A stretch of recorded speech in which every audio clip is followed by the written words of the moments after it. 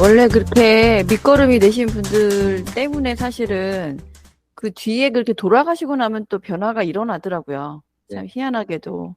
무대 자막으로 이제 옛날 호주법이랑 그 폐지되고 수정된 내용이 이제 영상으로 나오는데 정말 말도 안 되는 내용이 많더라고요. 그리고 이제 또 배우님이 이제 본인이 다시 되셔가지고 칠판을 가지고 나오셔서 호주에 대해서 그림으로 설명을 해주시고 관객들이 대답을 하는 수업의 형식을 띠기도 하는데요. 이제 엄마, 아빠, 철수, 영희 해서 이제 영희가 누나고 철수가 아들인데 아빠가 죽으면 호주는 엄마가 아니고 영희가 아니고 철수가 되고 그 다음에 영희는 결혼을 하면 이 집에 또 지워지고 출가 외인이 돼가지고 남편의 맞아요. 호주에 따른다는 이런 설명도 곁들이기도 하고 그 다음에 테일이랑 비슷한 형식을 또 띠고 있는 게 공연 중간에 잠깐 휴지를 갖고 테일 같은 경우에는 배우분들이 각자 관객들에게 여러분의 원동력은 무엇이세요? 하고 질문을 한 다음에 배우분들이 한 번씩 본인의 원동력에 대해서 설명을 해요. 어떤 배우님은 테일이 전태일 기념관에서도 초청받아서 공연을 했었거든요. 그래서 본인은 테일 공연을 하기 전에 꼭 전태일 기념관에 다녀온다. 그리고 그 다녀오고 난 경험이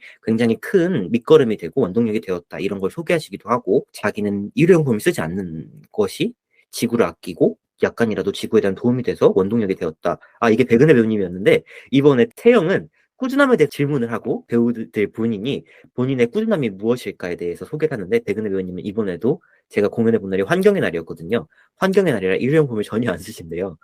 그런 꾸준함을 가지고 계시다고 하고 그 같이 출연하신 이현진 배우님은 자기가 스타벅스에 가는 걸 굉장히 좋아하는데 텀블러를 잘 안 들고 다녀가지고 일회용 컵에 포장하고 나오면 나와서 생각이 난대요. 아, 오늘 백은혜 배우님이랑 공연이지. 큰일 나. 대기실에 들어가면 계속 그거를 뚫어져라 쳐다본다. 이런 얘기를 하셔서 굉장히 재미있으면서도 또 생각을 남기게 되죠. 왜냐하면 공연 자체가 주는 메시지 말고도 배우분들이 이렇게 또 한 가지 질문을 관객들에게 던지면 끝까지 생각해 보게 되잖아요. 음. 저는 왜 음악극으로 올리시는지 모르겠어요. 사실 음악극이 뮤지컬의 한국어 번역이잖아요. 근데 좀 네. 그렇다고 생각을 하는 게 음악극은 카테고리가 연극으로 들어가요. 맞아요.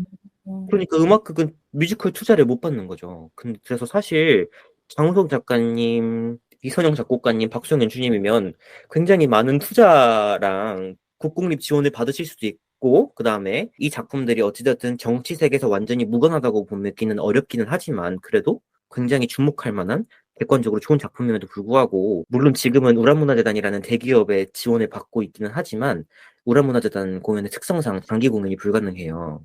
그러다 보니까 더 많은 관객들이 봤으면 좋겠는데 많이 보지 못하는 거죠. 대신 테일은 지난번에 코로나 시기에 그 아떼우드에서 투자를 해줘가지고 처음으로 공연을 하긴 했어요. 근데 또 그 후로 당분간 앞으로 전혀 공연 예정이 없다고 해서 아쉽습니다. 음. 제가 갑자기 그 연극 정신을 생각을 하게 돼서 네. 좀 얘기를 갑자기 생각이 난 게 있는데, 아니, 제가 다른 게 아니라 요 근래 네. 그 해외 작가랑 네. 이메일을 교신할 이유가 있었어요. 일이 아, 있었어요. 네. 근데 그분이 어떤 분이냐면은 유랑극단 쇼팔로비치라는 네. 공연을 작가세요. 근데 연세가 음. 굉장히 많으시고 30년대생이신 걸로 알고 있어요. 네. 근데 음. 이메일을 하세요? 네. 35년생이시래요. 30년대생이시고 이메일을 그분이 직접 쓰신 건 아니고 누군가 아, 대리를 하시는데 그분이 이제 제가 볼 때는 구술을 하셨던 듯 뭐 이런 것 같아요. 그거를 네. 대리로 이제 작성해 주는 것 같아요. 근데 음. 그 선생님하고 이제 제가 이메일을 교환할 일이 있었는데 그 선생님께서 제가 이제 한국에서 공연을 하고 싶다. 그래서 공연권 허락해달라. 뭐 이런 얘기를 했더니 장문의 메일을 보내오셨는데 너무 음. 아름다운 거예요. 그게 음. 뭐냐면 99년도에 코소보 사태가 일어났을 때 그분이 세르비아 분이시거든요. 음, 세르비아의 코소보 사태가 났을 때 정말 적진들이 이제 이렇게 막 자기네 나라에 막 쳐들어왔을 때 지금의 일종의 우크라이나 같은 사태인 거죠. 음. 그 사태가 났을 때 한국의 연극인들이 자기 음, 작품을 무대에 올리면서 자기 음. 나라의 무사 안위를 빌어줬다는 거예요. 어. 그거를 본인은 잊지 않고 있다. 어, 음. 그래서 그때 자기가 갖고 있었던 그 한국에 대한 너무 감사한 마음이 자기한테 남아있기 때문에 당연히 사용하셔라. 공연권을 허락하겠다.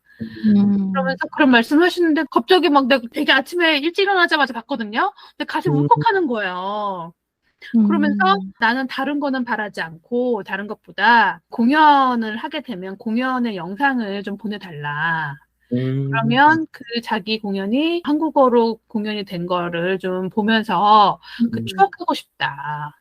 이렇게 얘기를 하는 거예요. 그 선생님의 마음이 너무나도 그 메일 속에서 너무 잘 드러나니까 이게 1999년이면은 거의 30년 전 얘기잖아요. 뭐 네. 그렇죠. 25년 뭐 이렇게 된 이야기를 이분이 마음속으로 생각하고 계시고 그거에 대해서 감사하는 마음을 가지고 있다라는 게 그분이 또 시인이세요. 그러니까 얼마나 문장의 유려해 아름다워. 그래서 내가 와 진짜 우리는 너무 연극 정신을 잃어가고 있다. 그런 생각이 들더라고요. 그러니까 뭔가 옛날에는 다 좋았던 건 아니겠지만 우리가 좀 약간 과거를 미화하는 부분이 있긴 하지만 과거에는 어쨌든 뭐 전 세계적으로 연극 정신으로 하나 뭉쳐지고 그다음에 우리가 뭔가 불리한 상황이나 뭐 이런 거에 대해서 목소리를 내고 이러한 것들이 연극들이 많았거든요. 근데 그게 로컬, 한국에만 머물러 있는 게 아니라 전 세계적으로 막 이런 얘기도 하고 담론도 있고 그랬던 걸로 기억이 나는데 그리고 그거를 기억해 주신 작가분 선생님도 계시고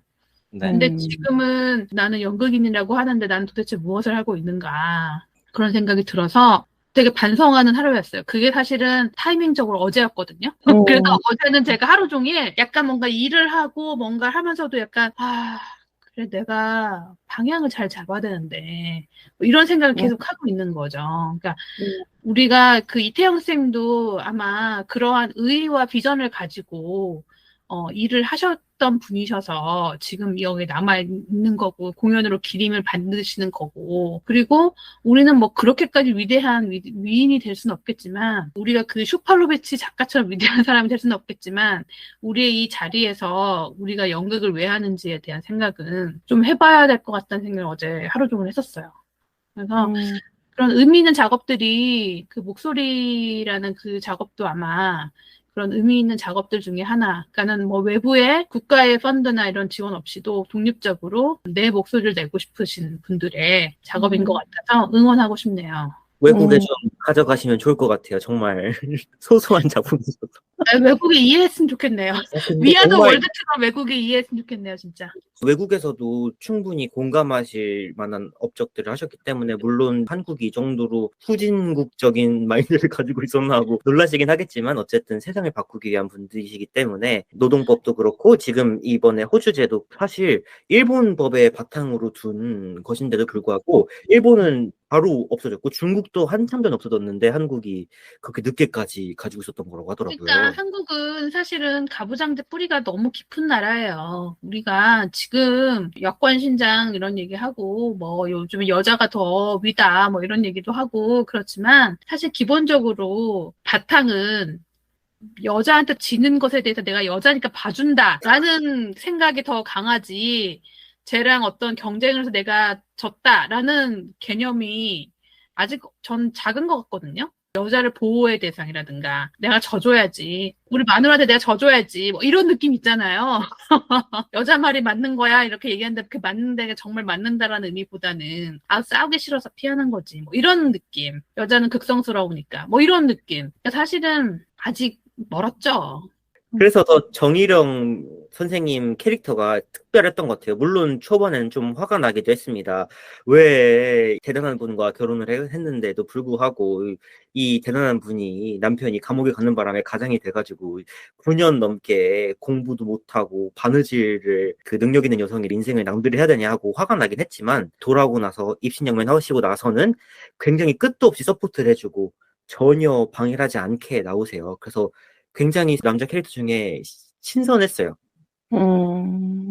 근데 이게 음악극이라고 한 게 혹시 음악적 스타일이 일반 뮤지컬하고 좀 다른가요? 뮤지컬하고 약간 다른 게 있다면 이제 중간중간 배우들이 본인으로 돌아와서 관객들에게 인사하고 질문하고 본인의 이야기를 하는 것이 있고요. 나머지는 일반적인 뮤지컬과 굉장히 비슷합니다. 라이브 밴드도 있고 뮤지컬 음악도 있고 연기도 하고. 네. 그러니까 굳이 음악극이라고 할 필요 없을 정도로 음악이 많다는 얘기잖아요. 네, 맞아요. 사실 음악극도 애매한 게 한국에서는 뭐 음악의 개수가 적으면 음악극이라고 한다 뭐 그런 것도 있더라고요. 그래서 네, 되게 애매한 맞아요. 것 같아요. 우리나라의 이야기를 해가지고 음악극이라고 하지 않았을까 싶어요, 뮤지컬보다는.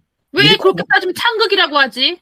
뮤지컬 보고 창은 창극이라고 아니에요. 하든지 뭐. 창은 아니고 창보다는 음악극에 더 가까워서 아니면 저기 뭐지 서울 예스단이 표방하는 거 있잖아요. 그걸 뭐죠? 가무극. 가무극이라고 하든지. 여기는 무용이 많이 나오진 않아요.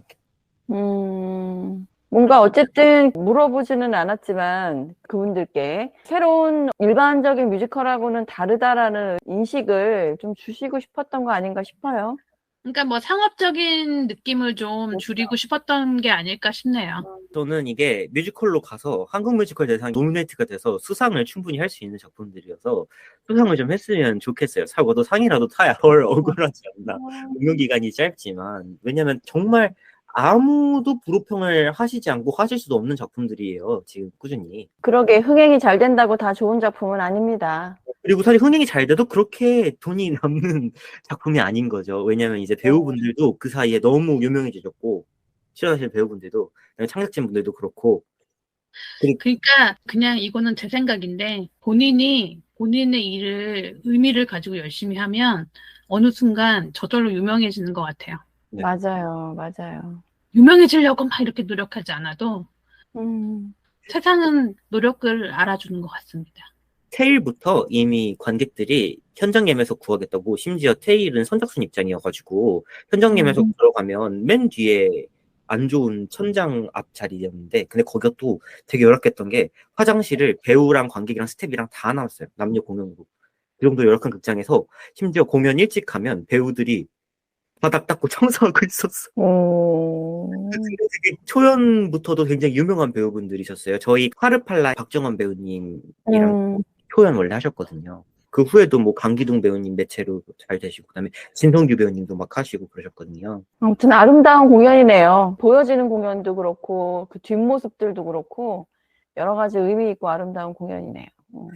제작자 연락처를 좀 찾으셔가지고 뮤지컬 장르로 좀 옮기시면은 이게 투표 같은 거 해드리겠다. 좀 옮기셔라.